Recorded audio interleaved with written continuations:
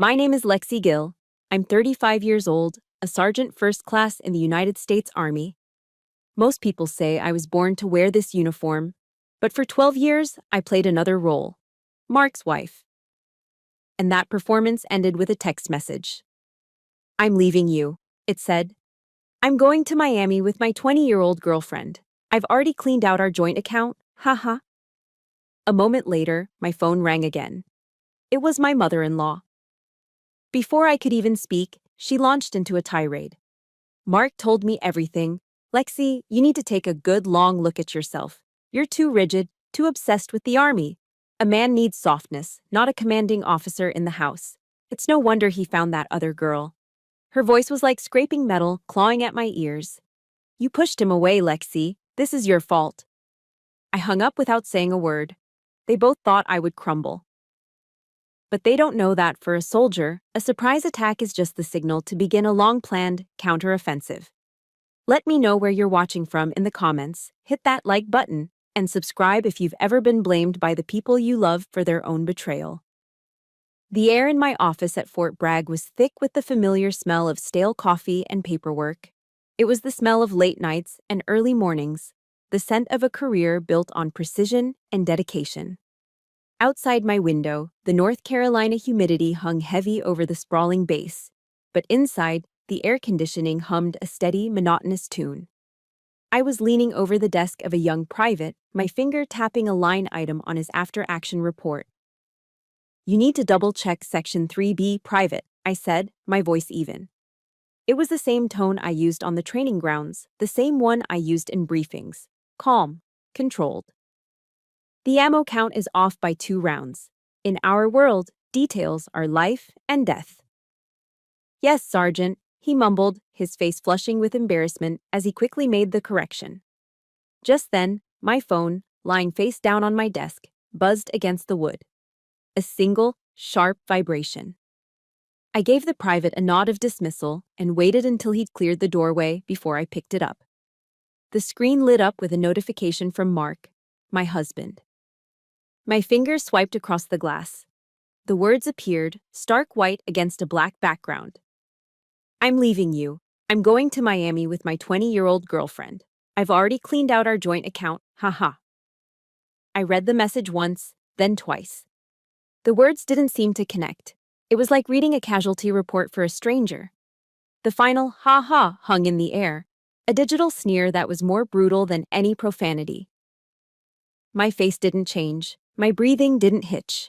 I just felt a sudden, profound coldness spread through my chest, a silent grenade that had detonated without a sound. My only physical reaction was a slight narrowing of my eyes, the way a sniper squints when acquiring a target. The B-roll of our 12 years together, the awkward first date, the wedding at the Fayetteville courthouse, the arguments over his spending, my deployments, flashed through my mind, not with sadness, but with the cold clarity of an intelligence debrief. Before I could even process the full extent of the tactical strike, my phone rang. The screen flashed with a name that made my stomach tighten into a knot. Mother-in-law. Linda. I let it ring twice, a soldier's habit of giving the enemy a moment to reveal their position. Then I took a deep, steadying breath, the kind I take before stepping out on a qualification range, and answered. Hello, Linda. There was no preamble. No, how are you? Just the immediate launch of a coordinated assault. Lexi, Mark just told me, she began, her voice dripping with a cloying, false sympathy that was sharper than any knife. I just can't believe you let it get to this point. I told you, a man like my Mark needs attention. He needs to feel like a man. I stood motionless, the phone pressed to my ear, listening as she fired her volleys of blame. A wife is supposed to nurture a home, not be constantly worried about her next promotion. All that time in the field, running around in the mud. What did you expect? That little thing, Melissa, she works at his dealership. She looks up to him. She knows how to admire a man, how to make him feel important. Each word was a piece of shrapnel, tearing into the very insecurities Mark had spent years methodically cultivating in me. The idea that my service, my pride, my entire identity as a soldier was not a source of honor but a fundamental flaw in my character as a woman. He was lonely, Lexi. she continued, her voice rising with self-righteous indignation. You were never home. You pushed him away. This is your fault. The accusation hung in the silence between us. Your fault. The final definitive verdict from the family I'd tried for 12 years to be a part of. I said nothing. There was no point. Arguing with Linda was like trying to reason with incoming fire. You just take cover and wait for it to stop. I disconnected the call without a goodbye. I didn't cry. Tears are a luxury you can't afford in a war zone. Instead, I walked with deliberate, measured steps back to my desk and opened my government-issued laptop. The familiar login screen appeared. My fingers moved swiftly across the keyboard, typing in the URL for the USAA website. It was the bank for military members, a place of order and reliability. I entered my credentials. The main page loaded. My eyes went straight to the checking account line, the one we shared. The balance was displayed in stark, unforgiving numbers. $7.14. Enough for a large coffee at Starbucks. He'd done it. He'd actually done it. The ha-ha from his text echoed in my head. My jaw tightened. I scrolled down. There it was. Savings account. Lexi Gill. A separate account I'd opened years ago. A strategic reserve. It was where my re-enlistment bonuses went. It was where the rental income from the 2 small properties I owned near the base was deposited. My little monopoly project, as Mark had mockingly called it. I clicked on it. The balance was untouched, intact, healthy. A cold, hard wave of something that felt like victory washed over me. I opened a new message to Mark. My thumbs typed out 2 simple words. Good luck. I hit send. It wasn't a wish. It was a starting gun. My gaze drifted to the bottom drawer of my filing cabinet. My hand moved on its own, pulling it open. Tucked in the back, beneath old field manuals and spare sets of dog tags, was a thin manila folder. I placed it on my desk. There was no label on it. There didn't need to be. I opened it. Inside were the assets I'd been quietly gathering for the last 3 months. Copies of credit card statements showing charges for jewelry I never received. Hotel receipts from a business trip to Raleigh that I knew had been canceled. And on top, the single piece of intel that had started it all. A receipt from the Fayetteville Pie Company, a fancy, expensive place we had never been to together. A dinner for 2, paid for on a Tuesday night when he was supposedly working late.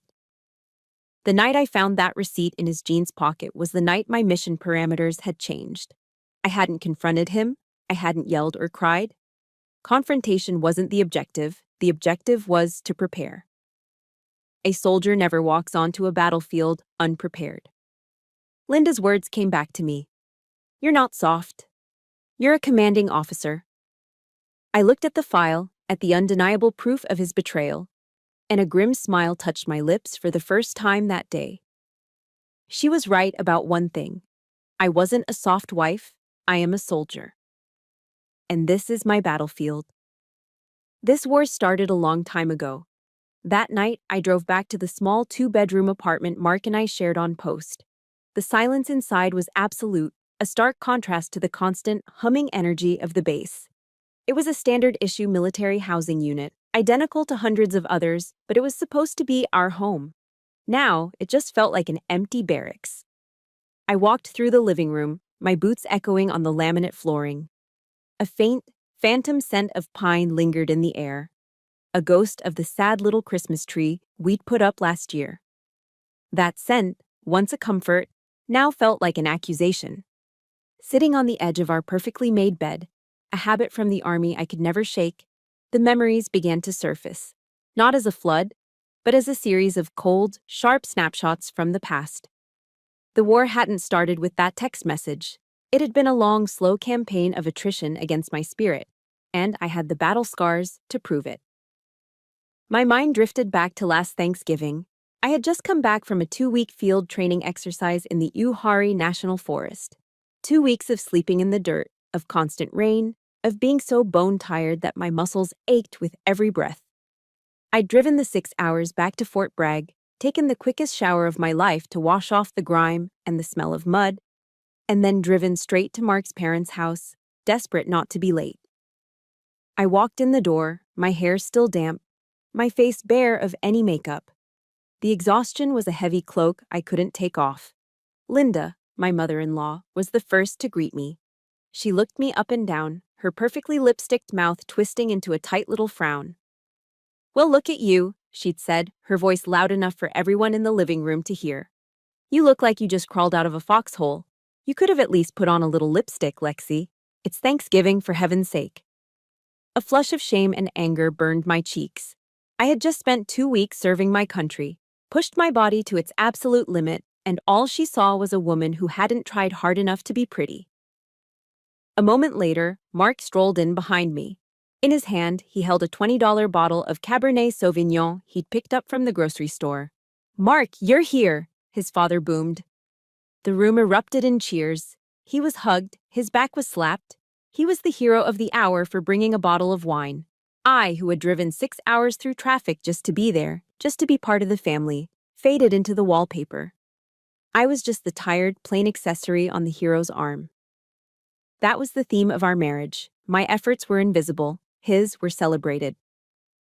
I remembered the early days when I'd received my first significant re-enlistment bonus. I was so excited. I spent weeks researching real estate, poring over financial reports, and finally found a small, run-down house near the base that I knew I could flip into a profitable rental property. I laid out the entire plan for Mark one evening, my voice buzzing with enthusiasm, showing him the spreadsheets, the potential ROI. He'd just smirked at me over the top of his beer. "Honey, that's cute," he'd said, his tone dripping with condescension. He called it my little monopoly project. "Look, why don't you just leave the money stuff to the men? You focus on your, running around in the mud thing." The sting of that dismissal was sharp and deep. He didn't see a savvy, ambitious woman. He saw a child playing a board game. That was the day I made a decision. I went to a lawyer and, without telling him, formed my own LLC, a separate legal entity, a fortress. I was building my own defenses long before I even consciously knew I was under siege. My monopoly project became my secret. The money I earned, the properties I acquired, they were mine, shielded from his condescending gaze. I thought back to our wedding day. A simple ceremony. He'd looked me in the eyes, his own shining with what I thought was genuine love, and he'd promised me. He promised he would always be proud of my uniform, of my service. He said my strength was what he loved most about me. That promise evaporated over time, replaced by a constant drip of complaints. "You have to go on another field exercise?" he'd whine. "Why can't you just get a normal desk job like other wives?" And his favorite, "None of my friends have wives in the military, Lexi." He wasn't just not proud, he was actively ashamed. He didn't want a partner, he wanted a prop. A pretty, conventional wife he could show off at barbecues, not one who could outshoot him at the range and had more medals than he had sales awards. The realization was excruciating, but it was also liberating. It wasn't my failure, it was his. But the final, fatal blow came about 6 months ago. The death knell of our marriage, it was at his dealership's annual awards dinner. I wore a black dress, something elegant and understated. I'd even put on the lipstick Linda was so fond of. I was trying. I was always trying. That's when I first met Melissa. She was the new receptionist, all of 20 years old with bright eyes and a bubbly, almost childlike energy. Mark introduced us. She looked me over with a wide, curious gaze, a look that took in my 35-year-old face, the fine lines around my eyes from years of stress and sun. Then she asked the question, so innocent but so utterly devastating.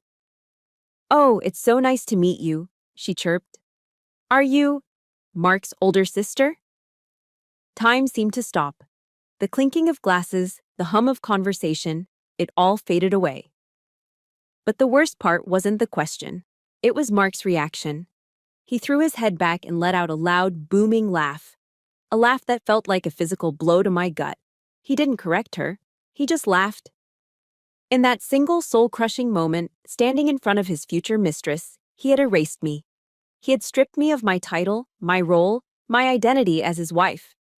I was no longer his partner. I was just some older woman standing next to him. That was it. That was the moment I knew. Our marriage wasn't just cracked, it was dead and buried.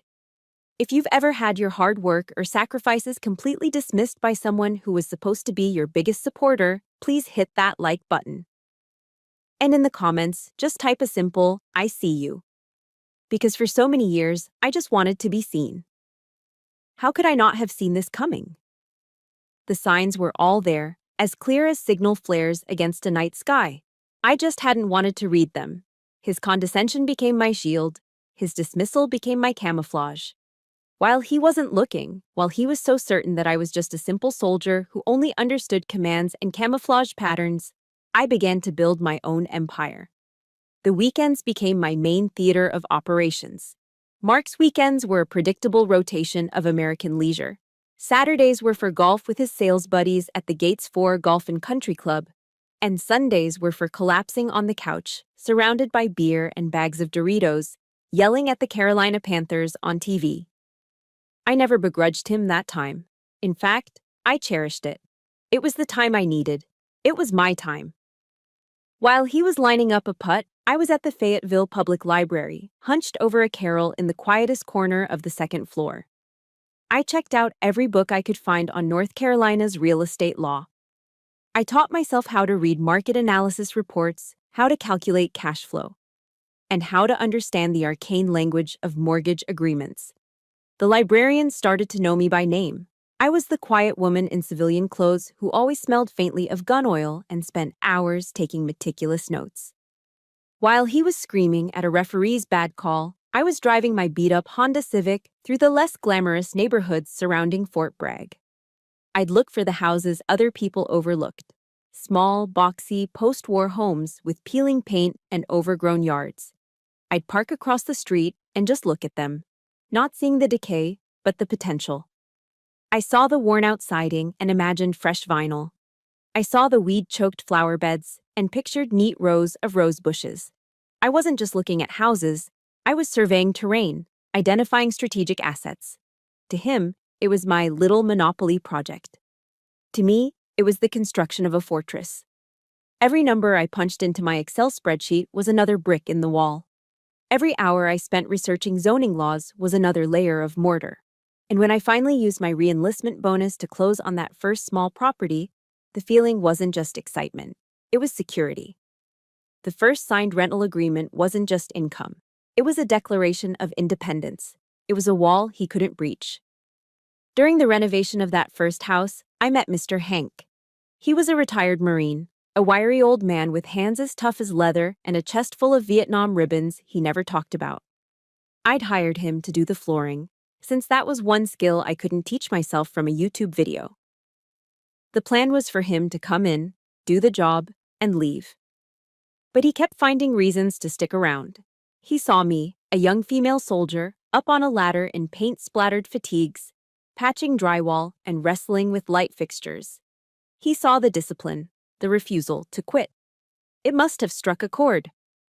"You remind me of me when I was a young buck," he'd said one afternoon, his voice a gravelly rumble. He started showing me things. How to properly cut in the edges when painting, the right kind of anchor to use for a heavy shelf, how to fix a leaky faucet. He never asked about my personal life. He just saw the mission, and he decided to help. More than the technical skills, he became a quiet sounding board. He'd listen. He saw the effort. "Don't you ever let anyone belittle your sweat, kid," he told me once, after I'd spent a whole day sanding down old kitchen cabinets. "The work your hands do? That's real. That's yours." He saw what Mark refused to. That this wasn't a game. This was my life's work. My other companion in this solitary mission came through the speakers of an old clock radio I kept in my cleaning kit. On the nights Mark was out for his late meetings, which I knew were just drinks with his friends or, as it turned out, dinners with Melissa, I had a routine. I'd lay out a mat on the living room floor, break down my service rifle, and methodically clean each component. And while I worked, I'd listen to Dave Ramsey. His folksy Tennessee accent filled the quiet apartment, a voice of reason in the chaos of my life. I listened to him talk about getting out of debt, about building wealth, about his baby steps. I followed them with the same discipline I'd learned in basic training. Live on less than you make. Invest the rest. No excuses. One night, I was reassembling the bolt carrier group of my M4 when Dave said something that hit me like a physical force. Financial freedom isn't about having a lot of money, he said. It's about having choices. Choices. The word echoed in my mind. That's what this was all about. I wasn't just investing in real estate, I was investing in my own freedom. I was building a future where I could make my own decisions on my own terms, without needing anyone's permission or approval. A future where I wouldn't be trapped by a joint bank account or a man who saw my ambition as a cute little hobby. The sacrifices were real. I remember one summer, a group of my friends from my unit were planning a long weekend trip to the Outer Banks. Beach houses, bonfires, a much-needed break from the rigors of military life. I wanted to go so badly, to feel the salt on my skin and just turn my brain off for a few days. But the money for that trip was the exact amount I needed for the down payment on my second rental property. I told them I couldn't make it. When Mark found out, he was furious. "Why are you always so cheap, Lexi?" he'd yelled. "You're missing out on life. It's just a few $100. He had no idea. He saw a missed vacation. I saw the foundation of my future. I just smiled a thin, tired smile and gave him the lie that had become my shield. "I'm investing in our future, honey," I'd said. It was a harmless lie, but it concealed a deeper truth. I was investing in my future. A future where I would never again have to depend on a man who looked at me and saw someone lesser. And as I sat there in that empty apartment, the silence no longer felt lonely. It felt peaceful. Every quiet sacrifice, every weekend spent working while he played, every dollar I'd saved instead of spent, it had all led to this moment. The quiet, sweet satisfaction of knowing that when the storm finally came, I was standing in a fortress of my own making. For the next 2 days at work, I existed inside my fortress. I was efficient, I was precise, I was Sergeant First Class Gill. I ran drills, signed paperwork, and conducted briefings with the same unwavering focus I always had. But it was a performance. Inside there was just a cold, echoing silence. I was functioning, but I wasn't feeling. I was a soldier on autopilot. But some people are trained to see what lies beneath the camouflage.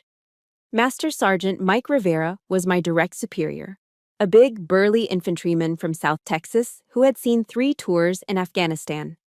We'd served together for 5 years. He was a man of few words, but he had eyes that missed nothing. He didn't say anything on the first day. On the second day, during our morning intel brief, he noticed it. Not in my words, but in the white-knuckled grip I had on my coffee mug. In the way my eyes would glaze over for a split second, my focus drifting somewhere far beyond the situation maps on the screen. He didn't call me out. He didn't ask if I was okay. Later that afternoon, he walked past my desk, and without breaking stride, placed a cold bottle of water next to my keyboard. "You look dehydrated, Sergeant," was all he said before continuing on his way. It was a simple gesture, but it was an acknowledgement. He saw me. He saw something was wrong.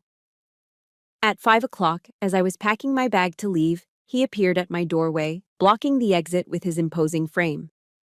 "Cook out," he said. It wasn't a question. "My treat. Heard they've got the watermelon milkshakes back for the summer." A lump formed in my throat.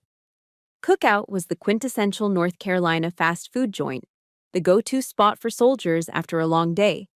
It was cheap, it was fast, and their milkshakes were legendary. His invitation wasn't about the food. It was an offer of sanctuary, delivered without pity or prying questions. It was exactly what I needed. I just nodded. 15 minutes later, we were sitting in a worn-out booth under the buzzing fluorescent lights of the Cookout on Ramsey Street. The air smelled of char-grilled burgers and salty French fries. The whirring and clanking of the milkshake machine was a constant, oddly comforting soundtrack. I watched the teenagers behind the counter, laughing and messing around, and for a moment, the weight on my chest felt a little lighter. We ate in silence for a few minutes. The easy, comfortable silence of 2 soldiers who didn't need to fill the air with meaningless chatter, He just let me be. He let me breathe. Then, as I was stirring my thick pink milkshake with a straw, he finally spoke, his voice low and calm. "All right, Jill, talk to me. What's going on?" And just like that, the dam broke. Under the harsh neon lights, surrounded by the smell of greasy food, I told him everything. I told him about the text message, the haha, the clean bank account. I told him about the phone call from Linda, her voice dripping with blame. I told him about the years of being made to feel small, about my Monopoly project, about being called Mark's older sister. I didn't cry. I had been trained too well to show that kind of vulnerability. But my voice cracked. It fractured in places, betraying the raw, ragged pain I'd kept locked down for so long. Mike just listened. He was a big man, with calloused hands that had seen combat. But he listened with a stillness and an intensity that made me feel like I was the only person in the world. He didn't offer platitudes. He didn't say, "It'll all be okay," or, "You'll get through this." He just let the silence settle after I finished, his dark eyes fixed on mine. Then, he said the words that I will never forget for as long as I live. He leaned forward slightly, his expression deadly serious. "He wasn't worthy of the uniform you wear." It hit me like a physical blow, but a healing one. It was a key turning a lock I didn't even know was there. All the pain, the shame, the years of feeling inadequate. It all just released. Because he wasn't looking at me as a failed wife. He was looking at me as a soldier, a comrade, a warrior. He was validating the one part of me that Mark and his family had tried so hard to diminish. In that moment, he didn't just offer sympathy, he gave me back my honor.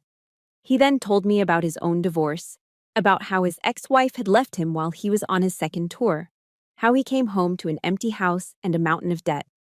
He told me how it was his platoon, his brothers in arms, who had pulled him out of that dark hole. "In the Army, we have a creed," he said, his voice a low rumble. "We never leave a fallen comrade. Mark may have abandoned his post, Lexi, but your squad is still here. I'm still here." Right then, sitting in a cheap fast food booth with a half-eaten burger in front of me, I finally understood. Family isn't always about blood. Sometimes it's about the people who are willing to stand with you in the trenches. It's the family you choose, the one you earn. The shift inside me was immediate. The cold, lonely silence in my head was replaced by a surge of strength. I wasn't alone in this fight anymore. My one-woman operation now had reinforcements. "I have a plan," I said, my voice steady now, the cracks gone. I told him everything, about my LLC, the rental properties, the separate bank account, the manila folder full of evidence I'd been collecting. I laid out my financial and legal strategy like I was briefing a mission plan. He listened intently, nodding along. When I was done, he gave a slow, approving grin. "Good," he said. "That's some solid prep work, Sergeant.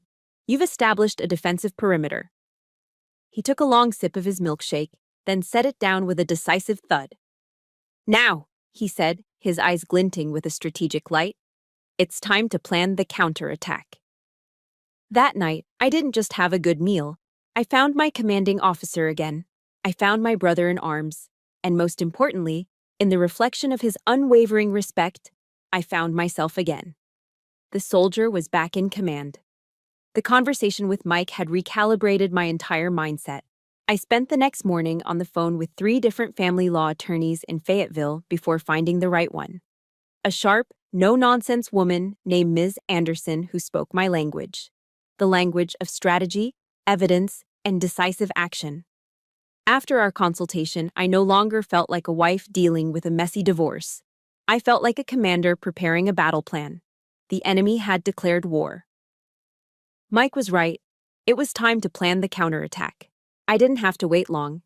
The enemy, it turned out, was about to walk directly into my line of fire. I was at home that evening, reviewing the retainer agreement Ms. Anderson had emailed me when my phone buzzed. An unknown number. I almost ignored it, but a soldier's instinct told me to answer. "Hello? Babe?" The voice was sickly sweet, a syrupy, artificial tone I hadn't heard in years. It was Mark. My stomach churned. I could hear the tinny thump of club music and the chatter of a crowd in the background. He was calling from a bar. Of course, he was.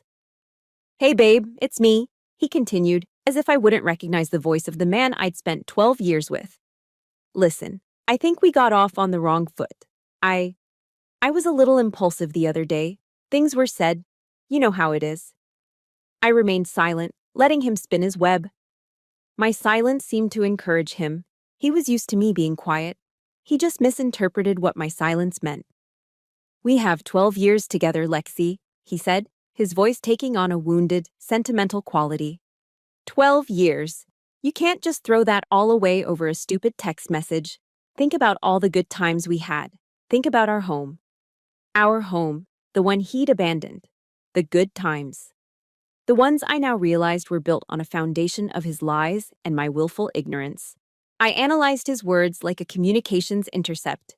This wasn't an apology. This was psychological warfare. Phase 1. Feign remorse and invoke nostalgia to lower my defenses. After a sufficient pause for his performance to sink in, he moved to Phase 2. The objective. "Listen," he said, his voice dropping to a conspiratorial whisper. "Things are a little tight right now. I'm having some cash flow issues. I was wondering if you could, just spot me a little something to tide me over. Just temporarily, until I get settled here in Miami. The deposit on this place in South Beach is no joke." The sheer, unmitigated audacity of it almost made me laugh out loud. It was breathtaking. The man who had stolen our life savings, who had run off with a woman young enough to be his daughter, was now calling me from a bar in Miami to ask for a loan. He hadn't just burned the bridge, he was trying to sell me the ashes. This wasn't remorse. He wasn't sorry for what he did. He was just sorry it hadn't worked out as easily as he'd planned. He was trying a different tactic, probing for a weakness he could exploit. The old Lexi, the one who always tried to keep the peace, might have caved. But that Lexi was gone. She'd been a casualty of war. I took a deep, centering breath, the kind you take before you squeeze the trigger. When I spoke, my voice was devoid of all emotion. It was as cold and hard as the steel of my service weapon. "Mark, there are two things you need to understand," I said, my tone flat and non-negotiable. The sudden shift in my voice clearly startled him. There was a pause on his end. What?" "First," I continued, enunciating each word with chilling precision, "you will never call me babe again. We are not on those terms. Second, any and all future communication from you will go through my lawyer. Her name is Ms. Anderson. You can submit your financial requests to her." Stunned silence. I could almost hear the gears grinding in his head as he tried to process this new reality. The music in the background seemed to get louder. "A lawyer?"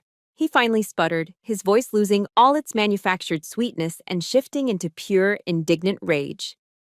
"A lawyer? What the hell are you doing, Lexi? Are you trying to ruin me? Is that it? After everything I've done for you." The victim card, the last resort of a desperate man who has lost control of the narrative. The anger that had been simmering inside me, cold and controlled, finally found its voice. But it wasn't a shout. It was a quiet, lethal question. "What have you done for me, Mark?" I asked, my voice dangerously calm. "Let's review the record. You belittled my career. You were ashamed of me. You lied to me for months, maybe years. You cheated on me, and you stole my money. Our money. So, yes, you can talk to my lawyer." I could hear him starting to yell, a string of curses and accusations already forming on his lips, but he never got to finish. I pressed the red icon on the screen, severing the connection. The silence that followed was deafening. I looked down at my hand. It was trembling slightly. Not from fear, not from sadness. It was the aftershock of adrenaline, the physical release of a righteous anger I'd held in check for far too long. I walked to the window and looked out at the perfectly manicured lawns of the base housing. In the distance, I could see the faint lights of the training grounds where soldiers were preparing for battles of a different kind. I had just won my first one. I had established a perimeter. The enemy had tested my defenses, and he had been repelled. The war was far from over, but for the first time in a very long time, I felt like I was the one in command. A week later, I was standing in the main ballroom of the Fort Bragg Officers Club. It was the hail and farewell for Master Sergeant Mike Rivera. He was being reassigned to a new post in Germany. The room was a sea of dress blue uniforms, the air filled with the respectful murmur of conversation and the clinking of glasses. For the first time in what felt like a lifetime, a sense of peace settled over me. This was my world. This was my family. I was surrounded by men and women who understood sacrifice, who valued honor and duty above all else. I felt a rare sense of pride, of belonging. The ceremony was beautiful. Speeches were made, plaques were presented. I was standing with a group of fellow NCOs, laughing at a story Mike was telling about his early days in the Army. In that moment, the chaos of my personal life felt a million miles away. And then the doors at the far end of the ballroom burst open. The sound was so violent, so out of place, that the entire room fell silent. Every head turned. And there he was. Mark. He stumbled into the room, reeking of cheap whiskey that I could practically smell from 50 feet away. He was wearing a stained t-shirt, ripped jeans, and a belligerent sneer on his face. He was a profane stain on a sacred canvas. A civilian shipwreck washed up in the middle of a naval fleet. Every eye in the room darted from him to me. In an instant, I became the center of 100 different stares. I was no longer Sergeant Gill. I was just his wife. "Lexi!" he bellowed, his voice a drunken, slurring mess that echoed in the cavernous silence. "I knew I'd find you here. You can't just ignore my calls and hide from me." He started lurching towards me, shoving past a bewildered young lieutenant. He was a man on a mission, and that mission was my public humiliation. I was frozen to the spot, my blood turning to ice in my veins. This wasn't happening. Not here, not in my sanctuary. He stopped a few feet in front of me, a wild, crazed look in his eyes. He wasn't just talking to me anymore. He turned and addressed the entire room, spreading his arms wide as if he were a twisted master of ceremonies.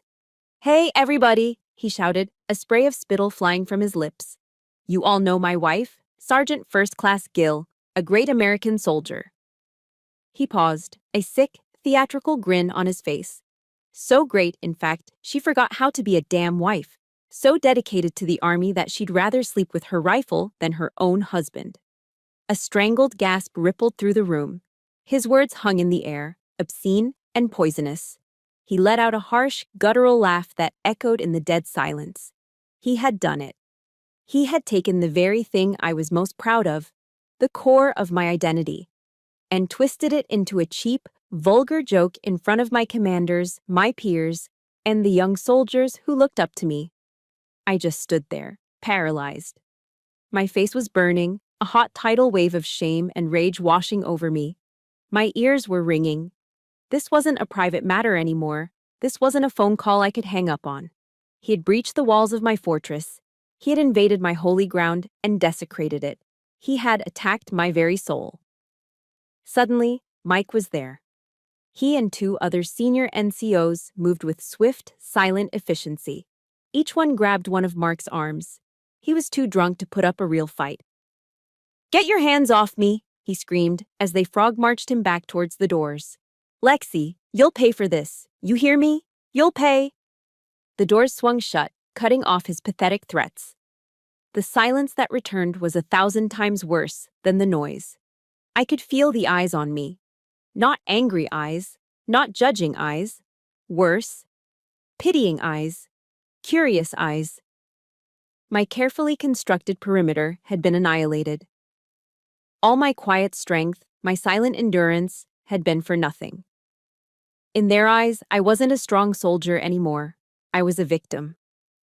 A woman with a messy private life she'd dragged into their professional world. My silence hadn't protected me. It had only made me look weak. I didn't say a word. I didn't look at Mike as he came back to my side.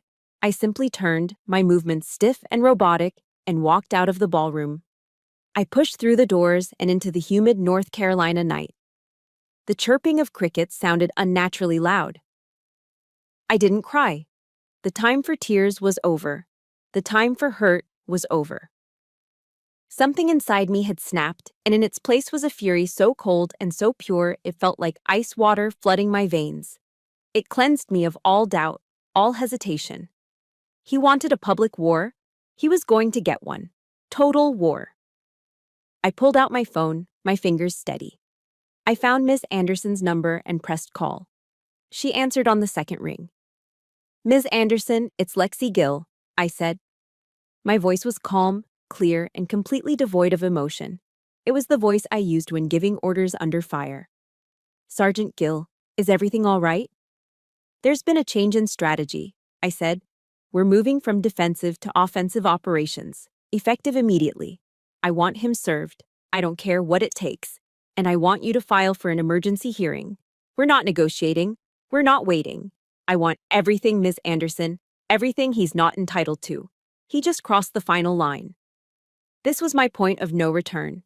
If you've ever had a moment where you knew with absolute certainty that you would never, ever be silent again, hit that like button. And in the comments, I just want you to write 2 words. No more. Let's tell the world together. There's a famous quote by General George S. Patton. "Prepare for the unknown by studying how others in the past have coped with the unforeseeable and the unpredictable." My entire career had been about preparation. Now, I was applying that doctrine to a new kind of war. The next morning, at 800 sharp, I walked into Ms. Anderson's law office in downtown Fayetteville. The fury from the night before had cooled, hardening into something far more dangerous: purpose.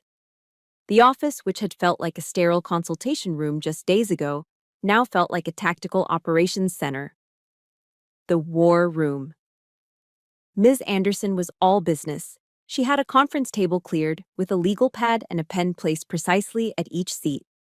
The documents I'd already provided were laid out in neat stacks, like topographical maps of the battlefield.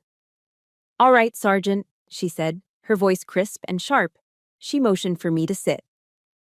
Last night, the target revealed his position and demonstrated erratic, hostile behavior.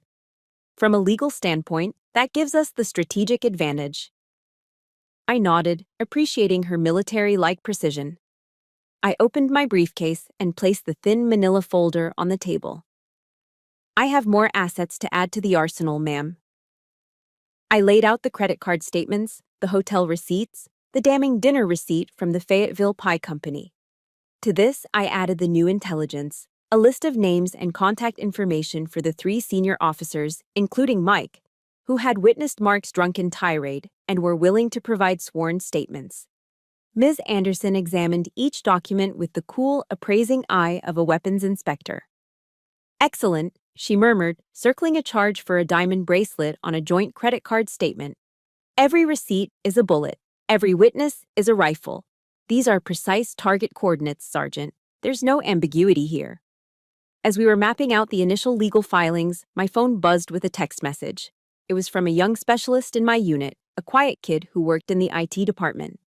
The text simply said, "Sarge, thought you might be able to use this. Check your email." I opened my email on my phone. There was a message from him containing a series of screenshots. They were from Melissa's Instagram account. Her profile was public. It was a goldmine of self-incriminating idiocy. There were pictures of her posing with expensive designer handbags, with captions like, "My baby treats me so good. Charles spoiled."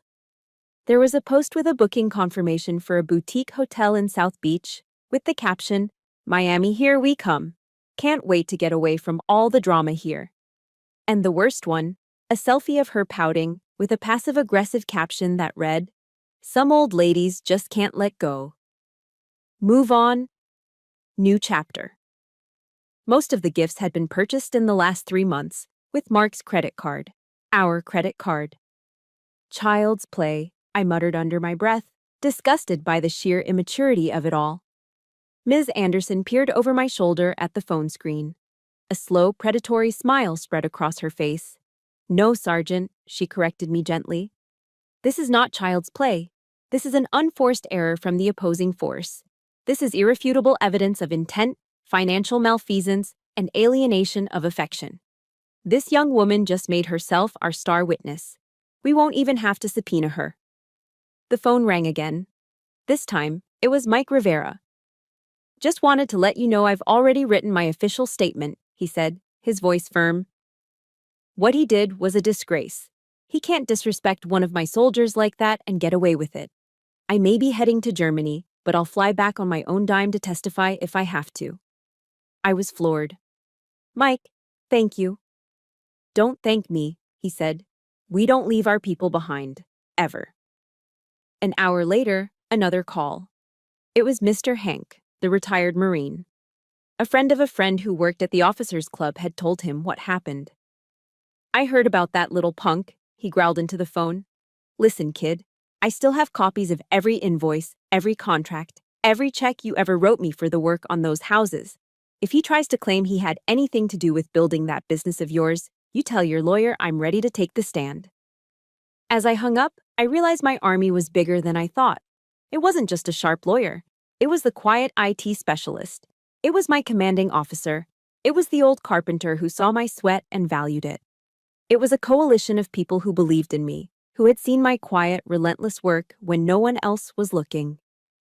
Ms. Anderson leaned back in her chair, tapping her pen on the table. She had a glint in her eye, the look of a strategist who's just found the enemy's critical vulnerability. "I have one more angle," she said. "His behavior at an official military function on military property could be considered a violation of the Uniform Code of Military Justice, specifically Article 134, conduct prejudicial to good order and discipline, or of a nature to bring discredit upon the armed forces." "But he's a civilian," I pointed out. "He is," she agreed. "And the base command probably won't prosecute a civilian for it. However, the fact that his actions could be subject to investigation by the Provost Marshal gives us incredible leverage.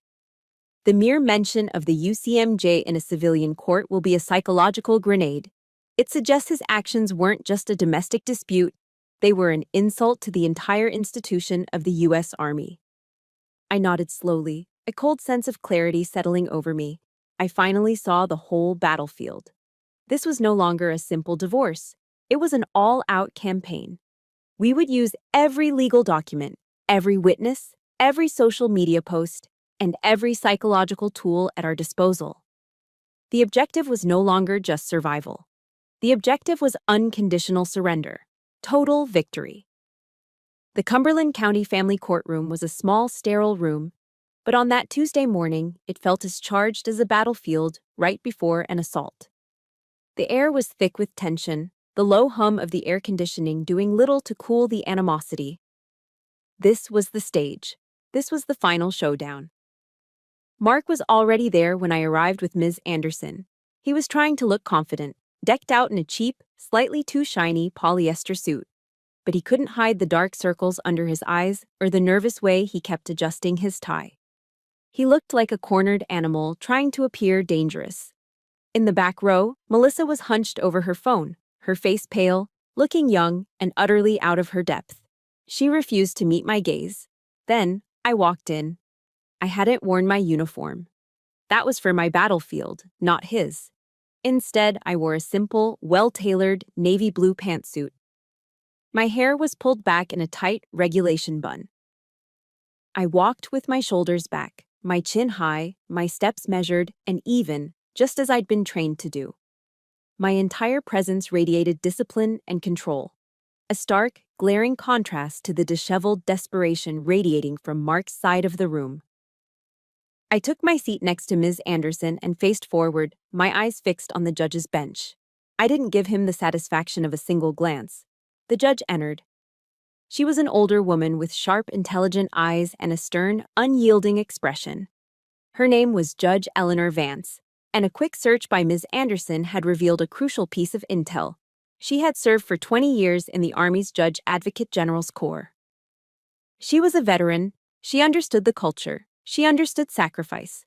For the first time, I felt a flicker of something beyond strategic confidence. I felt a glimmer of hope. Mark's lawyer, a slick man with too much hair gel, went first. He tried to paint a picture of a long-suffering husband, neglected by a cold, career-obsessed wife. He used words like abandonment and emotional desertion. He portrayed Mark as a man driven into the arms of another woman by loneliness. I sat there, motionless as he spun his fiction. Then it was Ms. Anderson's turn. She stood up, calm and poised. She was a master of controlled demolition. She didn't raise her voice. She simply dismantled his entire case, piece by piece, with cold, hard evidence. "Your Honor," she began, her voice cutting through the room. "The opposing counsel speaks of abandonment. I'd like to present Exhibit A." She placed a printout of Mark's first text message on the projector. The words, "I'm leaving you. I've already cleaned out our joint account, haha," filled the screen. Does this sound like the heartbroken plea of an abandoned husband, Your Honor? Or does it sound like the gleeful boast of a thief? Mark flinched. His lawyer objected. The judge overruled it. "Counsel speaks of a man driven to loneliness," Ms. Anderson continued, seamlessly moving to her next attack. "I present Exhibits B, C, and D." She displayed the screenshots of Melissa's Instagram posts, the designer handbag, the Miami hotel booking, the smug selfie about old ladies. Does this look like a somber search for companionship, Your Honor? Or does it look like a premeditated affair funded by stolen marital assets? Melissa sank lower in her seat, her face turning crimson. Mark stared straight ahead, a muscle twitching in his jaw. "Finally," Ms. Anderson said, her voice laced with ice, "the opposing counsel asked for sympathy for his client. I present Exhibit E, a sworn statement from Master Sergeant Michael Rivera of the United States Army." She read from the statement, her voice ringing with authority. She recounted Mike's description of Mark's drunken, disorderly conduct at an official military ceremony, his obscene insults directed at Sergeant Gill's service and character. "And this, Your Honor," she finished, placing the document down, "is this the behavior of a man who deserves this court's sympathy?" The room was silent. Judge Vance's eyes bore into Mark, her expression like granite. But the real knockout punch was yet to come. Mark's lawyer, desperate now, moved on to the finances. He made a claim for 50% of all assets, including, he said with a smug flourish, the portfolio of rental properties. Ms. Anderson waited for him to finish. Then she stood up and delivered the kill shot. "Your Honor, my client objects to this claim in the strongest possible terms. I'd like to present Exhibits F and G." On the screen, she projected the articles of incorporation for my LLC, Gill Properties, dated 6 years prior. Then, she displayed the bank statements for the LLC, showing a clear, unbroken line of funding. My military re-enlistment bonuses and direct deposits from my personal Army salary. There was not a single dollar from Mark. "Your Honor," Ms. Anderson said, her voice clear and powerful, "my client did not just build a career in the United States Army. She single-handedly built a business. Mr. Gill was not a partner in this endeavor. He was not a shareholder. He was not even aware of its full extent." She paused, letting the weight of her words land. He was, for all legal and financial purposes, an outsider. You could have heard a pin drop. Mark's jaw was hanging open. He looked at me, his eyes wide with disbelief and fury. He had been so busy belittling my little monopoly project that he had never bothered to realize it was real. Judge Vance looked down from her bench, her gaze fixed on Mark. There was no sympathy in her eyes, only contempt. "Mr. Gill," she said, her voice as cold as a winter morning at Fort Drum, "you have displayed a staggering lack of respect, not just for your wife, but for the institution of marriage and for the military community she serves with honor." She didn't even look at her notes. "This court hereby orders an immediate freeze on all remaining marital assets. You are ordered to repay the full amount you withdrew from the joint account within 30 days. Your claim on the real estate properties held by Gill Properties, LLC is summarily and completely dismissed." She picked up the gavel. "Furthermore, I find your behavior, particularly your disruption of a military function, to be utterly reprehensible. Consider yourself lucky that is all you are facing today." The gavel came down with a sharp, final crack. Bang! Mark sat there, stunned into silence, his face the color of ash. I took a breath. A deep, slow, shuddering breath that felt like the first one I had taken in 12 years. It was the breath of a soldier after the last shot has been fired. The breath of a survivor. The battle was over. I had won. The crack of the judge's gavel was the final shot of the war. I had won. But as I walked out of the courthouse and into the bright North Carolina sunshine, I didn't feel the explosive joy of victory I had expected. There was no triumphant surge. Instead, there was just quiet. A vast, hollow, echoing silence. The adrenaline that had fueled me for months drained away, leaving behind a profound and staggering exhaustion. So, what comes after the victory? The cleanup. I got in my car and just drove, with no destination in mind. I drove past the familiar gates of Fort Bragg, past the strip malls and chain restaurants, until the landscape softened into pine forests and farmland. I ended up at Liberty Lake, a quiet man-made reservoir just outside of Fayetteville. I parked the car, got out, and walked to the water's edge. A gentle breeze rustled the leaves of the oak trees and rippled the surface of the lake. The air smelled of damp earth and pine needles. This was the first time in months, maybe years, that I had allowed myself to simply stand still. The battle that had consumed me, and the 12-year marriage that had preceded it, it was all over. It was done. And in that quiet, I finally let myself feel the loss. I didn't cry for Mark. I didn't miss the man he had become, or perhaps the man he had always been. I cried for the 23-year-old version of myself, the young, hopeful soldier who had stood at that courthouse altar and truly believed in his promises. I cried for the 12 years I'd spent trying to be good enough, trying to earn a love that was never really there. I was mourning a ghost. I grieved not for him, but for the years I could never get back. The days that followed brought the expected aftershocks.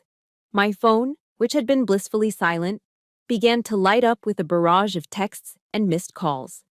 It was the last, desperate offensive of a defeated army.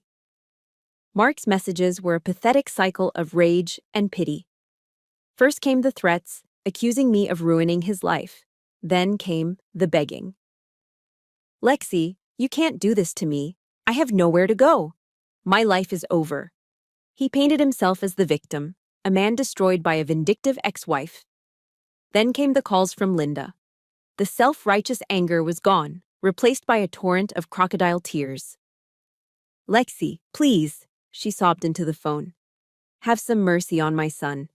Think of the good years. You can't just throw him out on the street. It's not Christian." It was the same old playbook of manipulation, the same attempt to weaponize guilt and a shared history. But their weapons had lost their power. The words just bounced off the armor I had built. I read the texts and listened to the voicemails not with anger, but with a cold, detached clarity. They weren't sorry for what they had done. They were only sorry they got caught. They were sorry there were consequences. I knew I couldn't just ignore them forever. An enemy left unchecked, even a defeated one, can still cause trouble. I remembered something I had read in a book by Brené Brown, a researcher whose work had helped me through some of the darker days. She wrote, "Clear is kind, unclear is unkind." I needed to be kind. I needed to be clear. So I sat down at my laptop. I didn't text back. I didn't answer their calls. I drafted a single, concise email. I addressed it to both Mark and his mother.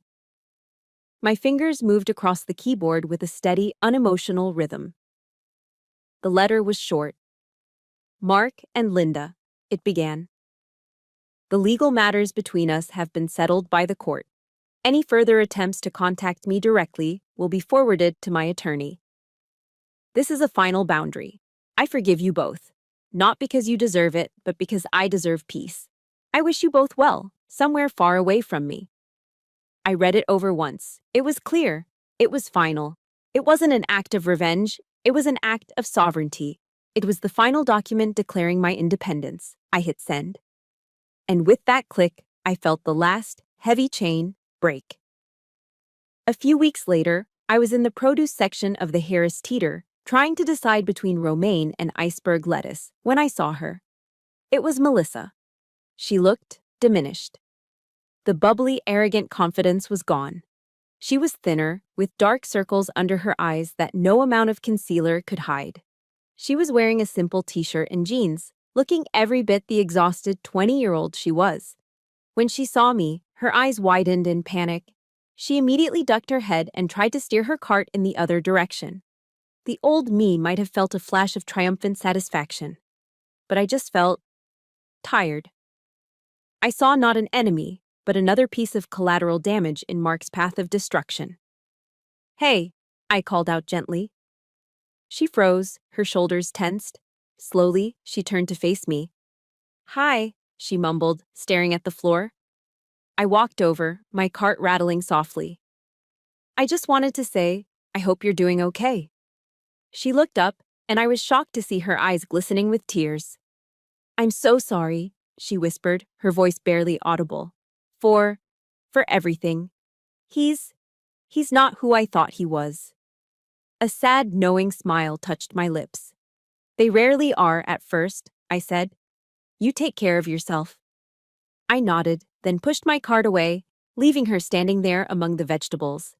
That brief, strange encounter was a final, unexpected gift.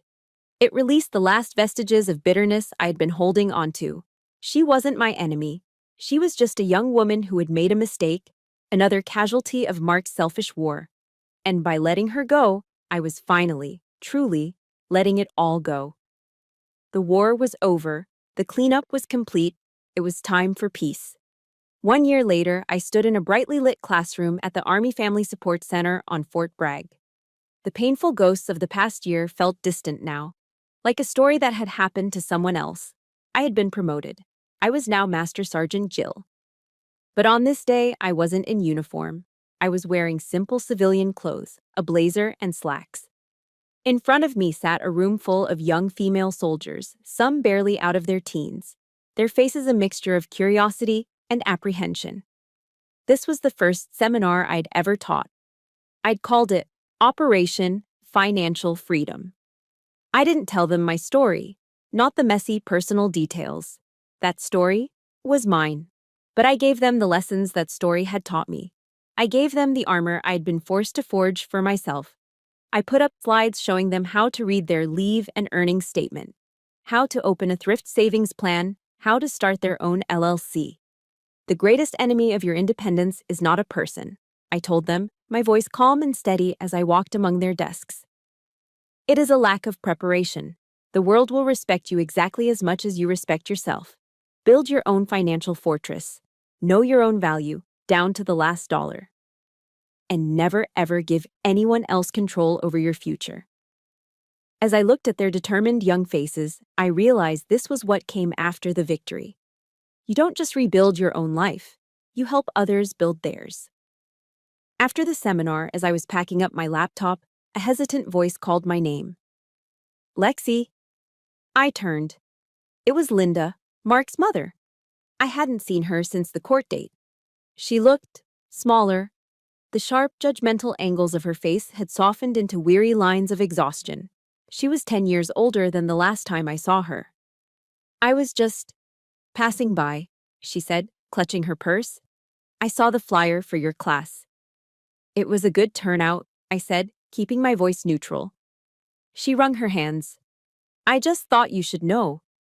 Mark isn't doing well. After everything, his dealership did an internal review.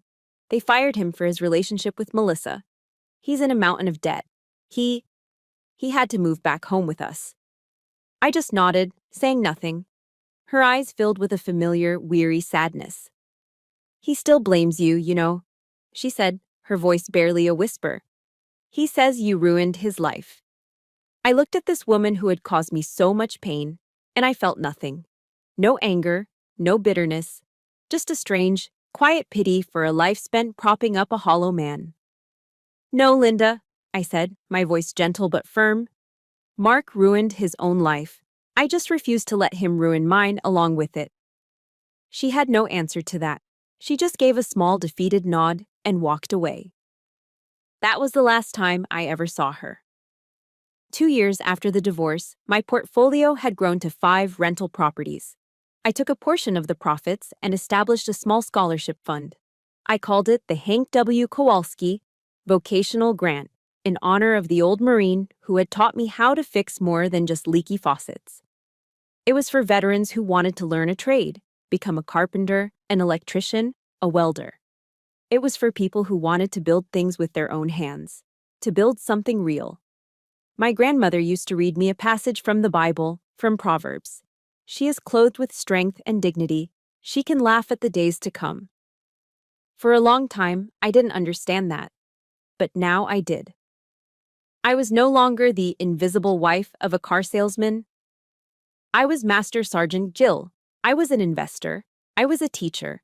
I was the master of my own life. I had found a new, deeper joy in service, not just to my country, but to the soldiers, the young women who were walking the same path I had.